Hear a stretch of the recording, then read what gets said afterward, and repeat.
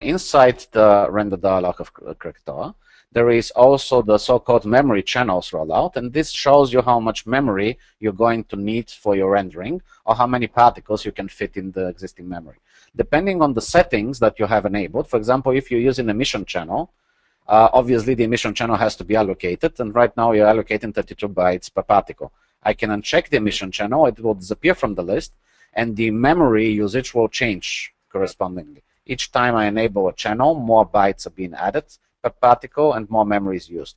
So right now it's telling me that if I want to render 10 million particles with the current settings, with that emission settings and everything, position, color, lighting, emission, and density, I will need 0.3 gigabytes of memory, which is nothing. If I want to render all 180 million that I actually have, I'm going to need 5.6 gigs of RAM. I can go also the other way around. I can tell it, hey, I have 8 gigs of RAM here. How many particles can I render with the current settings?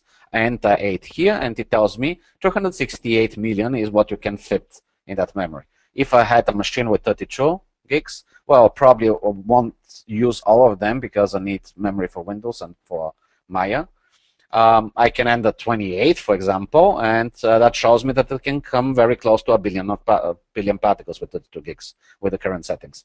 So if I use 29, I'm very close there, and 30 probably will bring me over 1 billion particles.